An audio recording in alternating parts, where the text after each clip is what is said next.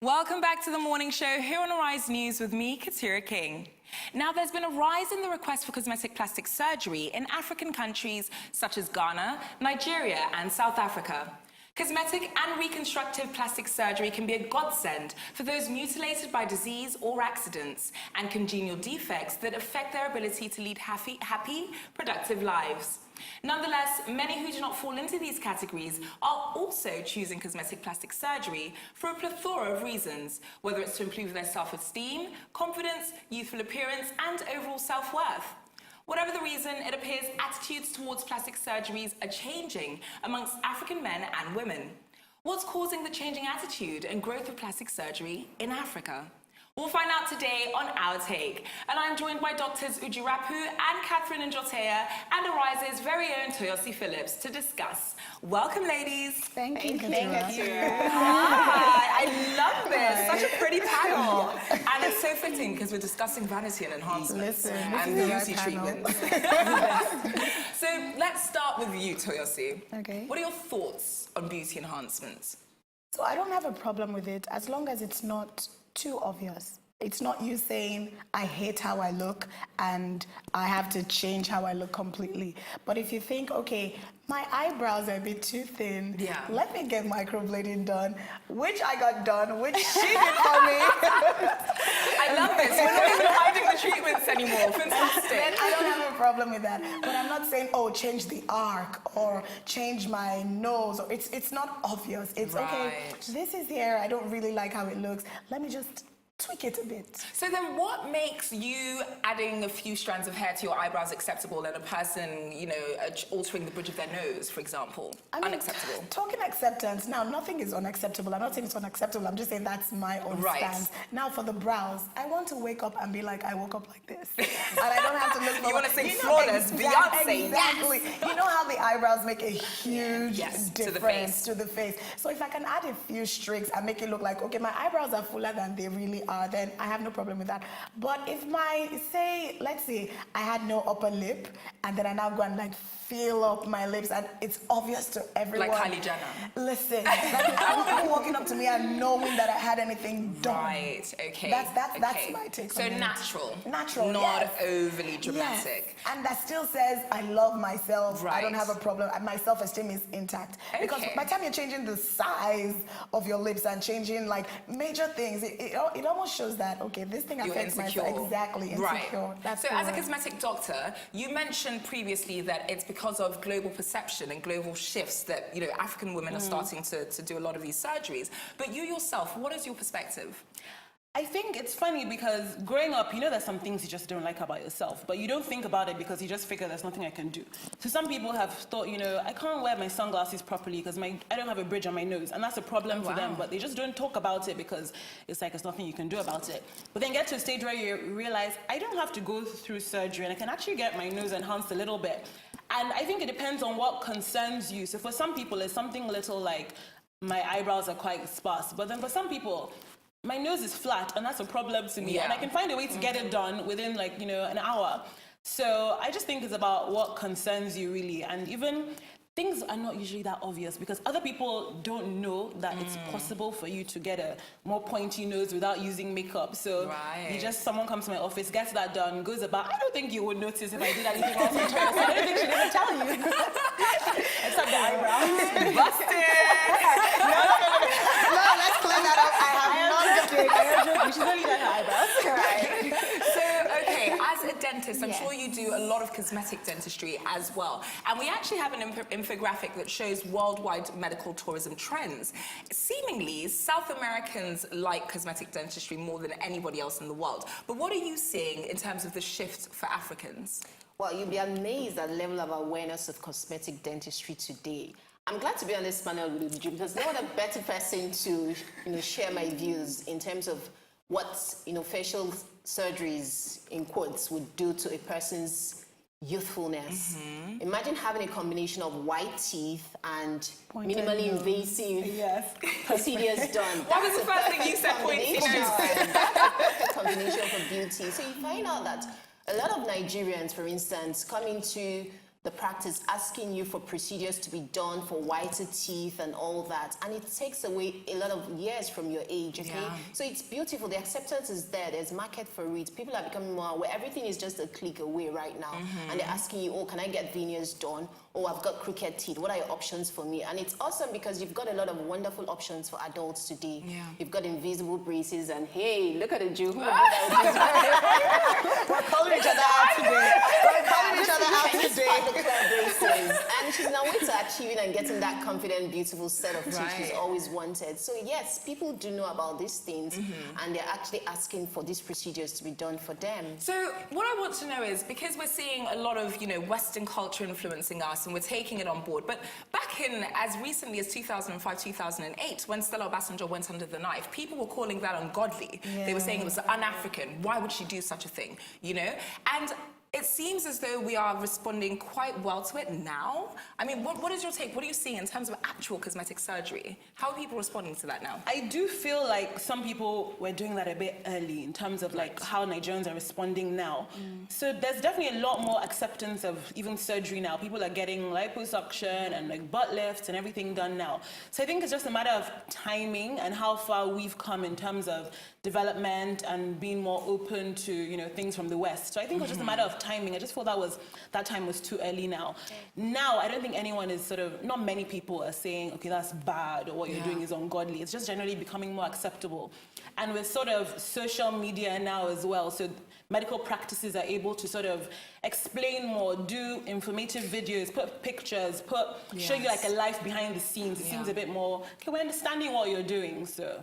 I came across somebody talking about an African woman undergoing plastic surgery, and he said that she's committed copyright fraud. Wow. I was like, okay, that's a bit deep. But what do we say? So you were telling us about the things that you should look out for when picking a cosmetic surgeon. And I want to know from you, what do I look out for when picking a cosmetic dentist? Right, so the first thing is you have to understand what it is you want. People walk into the clinic and they want everything, okay? It's important that you allow your dentist, after listening to what your concerns are, allow your dentist to guide you. Fortunately, we have a lot of tools at our disposal to actually help you understand some of the procedures you can have done. Like you rightly said, I mean, there are videos to watch and all that. We have, I'm a digital smile designer. I had a training done in London a while back. And from this experience I've had, you're able to actually have a simulation of people's smiles, and we're able to tell you this is where you're at and this is where we can actually take you to. So, and then with a proper examination as well, you're able to key into the ideal treatment plan for you, because it's not about getting what Beyonce has. You have to get a profile, what's right for you. You have to understand that the color of your teeth should go with your complexion and your facial structure. So as a black woman, I can't have pearly whites? Is that what you're saying? Have pearly whites if that's what you want. So feel free to let your dentist Bright white know. neon teeth? You can have that done. Your job will definitely allow you to do that. So, but let your dentist guide you accordingly to be able to choose the ideal procedure that will be good for you in giving you that beautiful smile you've always desired. Okay, amazing. Toyosi, tell me what you think, or when you think enough is enough. So that's the topic of today's Our Take. When is enough for an African woman? What do you think? So African, African American, I think I'll just put them in the same box. It's sad to see someone like Lil' Kim and see what she looks like now. Yeah. Now that's too much. It's not Vivica Fox, is it? There's another, there's an actress that she's well known as well. Right. She's gone left as well, spectrum. yes. And the problem with cosmetic procedures for me is it's never, like you do something and you want to do something more. Yes. It's like, oh, they didn't really get this arc. They didn't really get this point. They didn't really get, this, is it 90210? No, these two doctors. Dr. Nipton. Exactly. There are these two doctors now on E, and they're always like, okay, people are always walking to their office. So I got this done twice. Botched. Oh, that's the show. That's the show. Listen, and all of them have done like 4, 5, 6 procedures. Wow. On the same area. On the same area, because they're never content. So I think after the first or second time, first of all, please go to a good doctor the first time. Stop trying to cut corners. People going to Argentina and going to Chile and going to all this Brazil, going to all these places where they're like relatively. But I mean, we talk about Brazil. Isn't Brazilian that where bottling.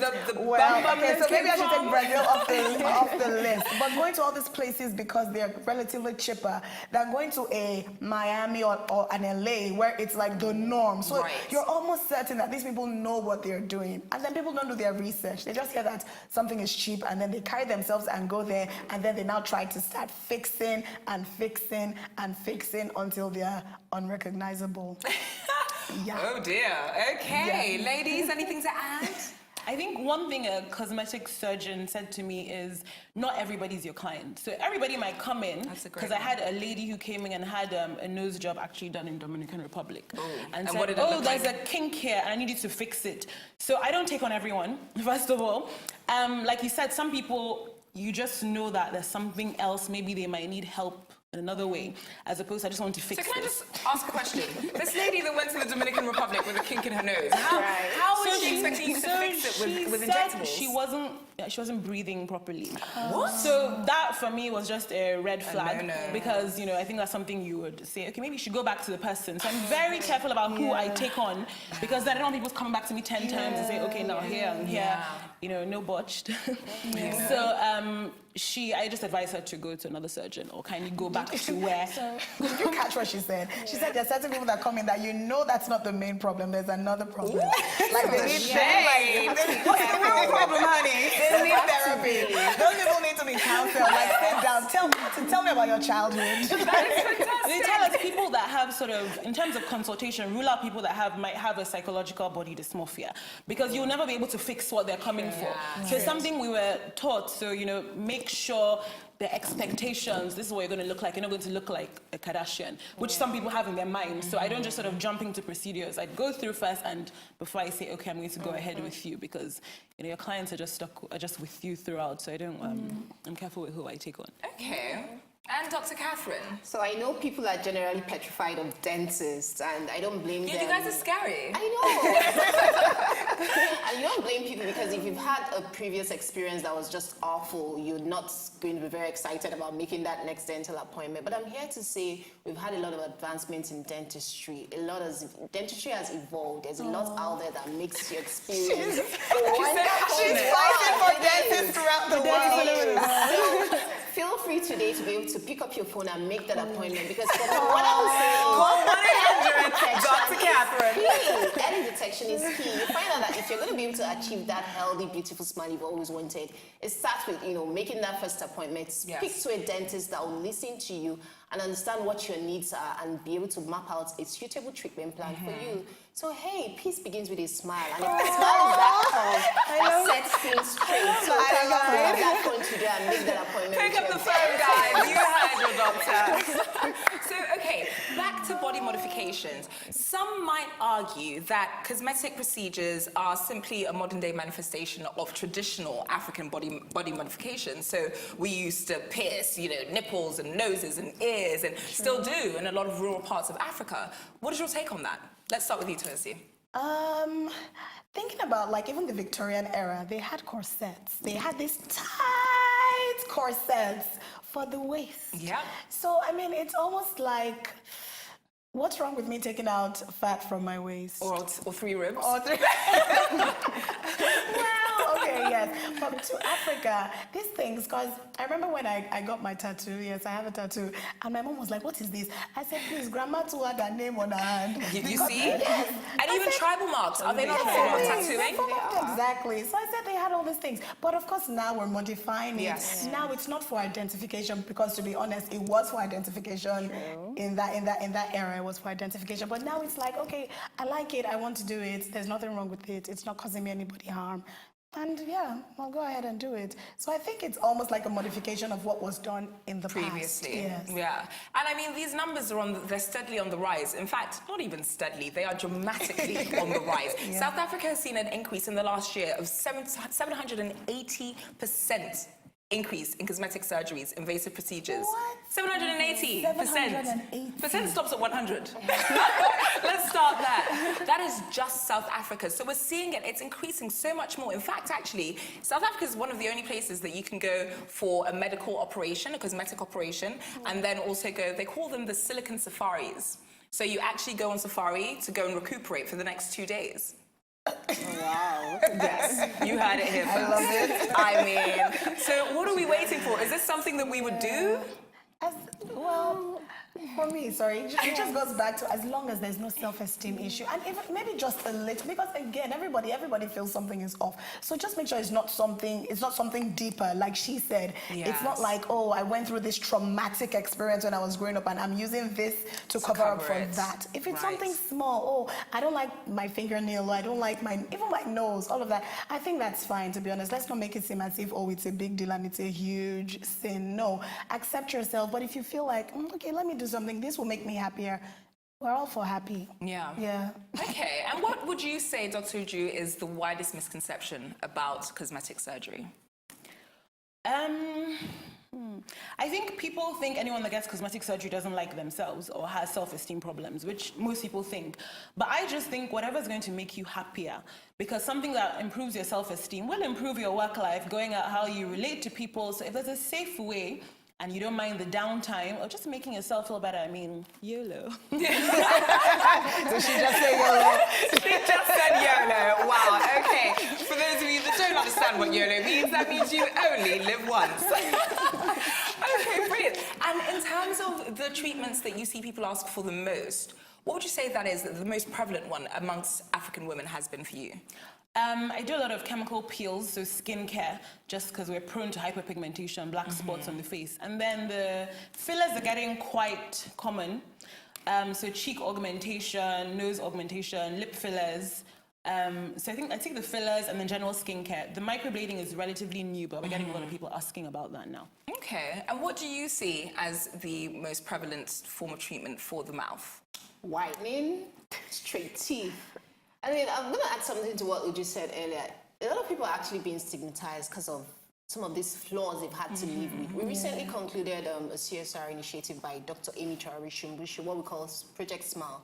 You'll be amazed at what people have been through, all because of their dental flaws. People have been stigmatized, you know, job opportunities refused and all that. What? Yes, it happens. You get a job refused because you don't have perfect teeth? Yes. So these are people that have had to live with this, and they get an opportunity through initiatives like that, they would jump at it.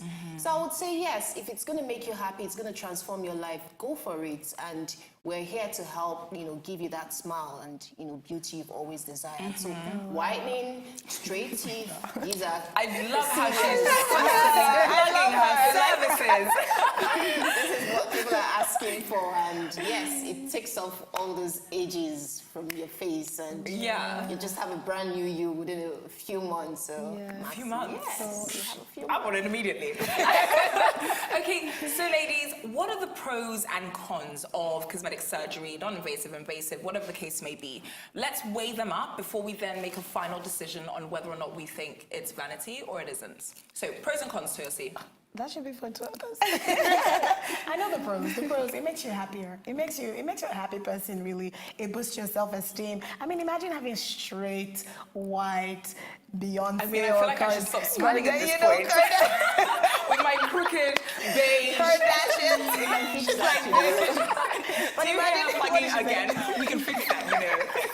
I love her, I love her. But imagine having the perfect teeth, the perfect smile. You would smile everywhere you go, and you light up the room. So I think that's a pro. A con, I don't know. What if the teeth fall off? Maybe they use the wrong chemical or something. I don't know. But yeah, I'll leave the cons. Okay, let's leave it to the professionals. Go on, Dr. Uju. I'd say pros, the confidence boost. Corrective as well, like Kate mentioned. So sometimes you just have a defect we can correct. Self-esteem, how you looking better makes you feel better, and which affects how you relate with other people. Cons. She's not going to talk about the cons. I'll leave that to Dr. She's not going to talk about the cons. Oh, pros, I'll go with them. Your self-confidence, it just triples it, you know, takes it all the way to the sky. It makes you, you know, more effective for function as well, because you find out people with dental flaws sometimes have problems with pronunciation and all that. So With what? pronunciation of some words, okay. people that have lisp and all that as a result of dental floss. So it's going to, improve function in terms of speech and all that. More healthy options for you in terms of, carrying out your chewing and all that. But it can't. That's just... Yes. They're like, we're not going to spoil our business. What I'll say is, if you go about it the right way, ensure you don't cut corners, like Toyosi said earlier. Do not cut corners. Do not look for the cheap ones that would cause a lot of damage, and then you end up going back to someone else that's going to fix it. Do it the right way. Once you make up your mind to get on that journey of enhancing your beauty through whatever cosmetic means, then just ensure you do it right, because you do it once and you're happy with the results you get. Okay. Yeah. So in summation, ladies, our take on cosmetic enhancement, is it vanity and copyright fraud against God, the creator? Or if it makes you happy, do it? What are we saying? What is our final take? If it makes you happy, do it, but do it right. And know where to draw the line. Know where to draw the line. That's what I will say. That's your final take? Yes. Okay, what's yours, Uju? If it makes you happy, do it, but get it done right and go to the right person who knows what they're doing. And there's no cons that way. Okay, I hear a little plug coming up, all right? Toyosi, what is your final take? If it makes you happy, do it, but do it moderately. Everything in moderation. Everything in moderation, yes. All righty, ladies. Well, off to the cosmetic doctors we go. Okay. We'll see you right after this, Uju. We'll be following you straight to your clinic. That brings us to the end of the morning show today. Thanks once again to my wonderful guests, Dr. Katherine and Njorteah and Dr. Uju Rapu for joining me, Keturah King. And of course, thanks to you at home for watching. From my entire team and I here in Lagos, all that's left for me to say is enjoy the rest of your morning and, of course, the rest of your day. Goodbye.